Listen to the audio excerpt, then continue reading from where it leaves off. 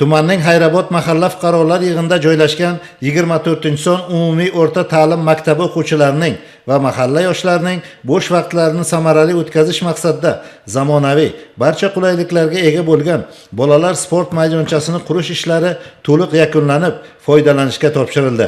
Tashabbusli byudjet mablag'lari hisobidan qurilgan zamonaviy talablar asosidagi mazkur o'yingoh mahalla yoshlariga kelajakda sport bilan muntazam shug'ullanish imkoniyatini beradi.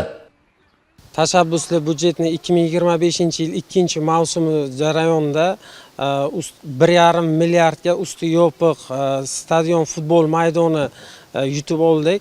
Mana shu usti yopiq futbol maydoni 2026-yil mart oyida qurib foydalanishga topshirdi. Mana yoshlarimiz bundan unumli foydalanib kelyapti, maktab o'quvchilarimiz. 2026-yil 1-mavsumda tashabbusli byudjetda usti yopiq sport zal binosini ham yutib oldik.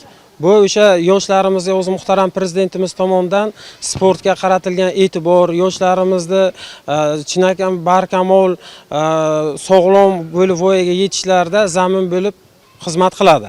Shuni ta'kidlab o'tish joizki, mana tashabbusli byudjetda yutmasimizdan oldin stadion qurilmasidan mana shu yerdagi yoshlarimiz boshqa joylarda, mana tuman hududidan olis, chekkaroq bo'lishiga qaramasdan boshqa joylarda borib o'ynashga to'g'ri kelardi.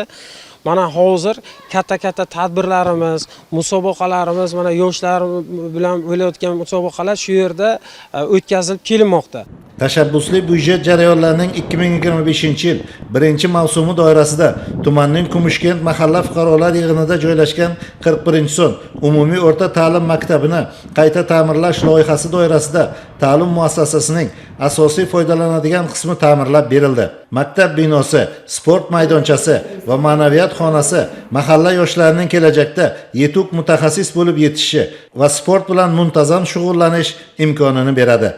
Mahalliy byudjet mablag'lari hisobidan 1 milliard 500 ming so'mlik maktabni qayta rekonstruksiya qilish uchun mablag'larni yutib oldi.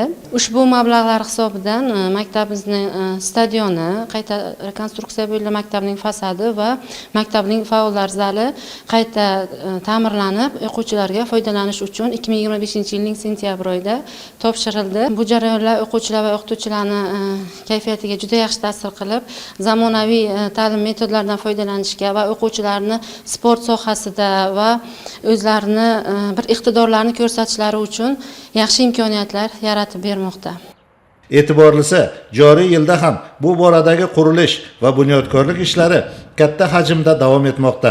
Mazkur jarayon doirasida 2026-yil 1-mavsum davomida Vobkent tumani bo'yicha jami 13 milliard 92,2 million so'm mablag' ajratilgan. Fuqarolar tomonidan dolzarb deb topilgan 7 ta loyihalar doirasida amaliy ishlar boshlab yuborilgan.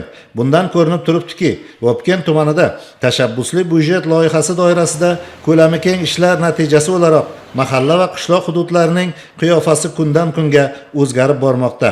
Albatta bu yangilik va o'zgarishlar hudud aholisining hayot tarziga o'ziga xos ta'sir ko'rsatadi.